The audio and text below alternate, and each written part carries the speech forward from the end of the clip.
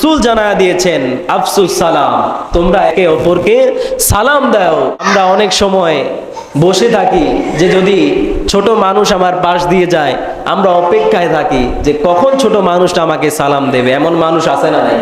কথা বলেন, আছে না নাই? অনেক মানুষ আছে যে আমি তো বড়, আমি একটু ভাব নিয়ে বসে থাকি, আমার ওয়েটটা নিয়ে আমি বসে থাকি, আমি কেন সালাম দিতে যাব না। আল্লাহর রসুল জানায় দিয়েছেন ছোট হোক বা বড়, বয়সে তোমার কম হতে পারে, কিন্তু যদি তুমি আগ বাড়িয়ে তুমি সালাম দিতে পারো, তাহলে তুমি বুঝে নেবে তুমি সহজভাবে জান্নাতে যাইতে পারবে। জোরে বলেন সুবহানাল্লাহ। এবং আল্লাহর রসুল আমাদেরকে কি শিক্ষা দিয়েছেন যে সাহাবা ইকরাম চাইতেন সব সময় তাড়াতাড়ি আল্লাহর রসুলকে সালাম দেওয়ার জন্য, কিন্তু আল্লাহর রসুল সব সময় মাথার মধ্যে এই জিনিসটা ঘুরতো, সাহাবীকে আমার আগে সালাম দিতে দেওয়া যাবে না, আমি রসুল হয়ে সাহাবীদেরকে আগে সালাম দেব। জোরে বলেন সুবহানাল্লাহ। কিন্তু আমরা বসে থাকি, আমি ধনী, আমার টাকা পয়সা আছে, আমি বড়, আমাকে সালাম দেবে ছোটরা, আমি কেন সালাম দেব না। এই চিন্তাধারা যদি আপনার চলে আসে,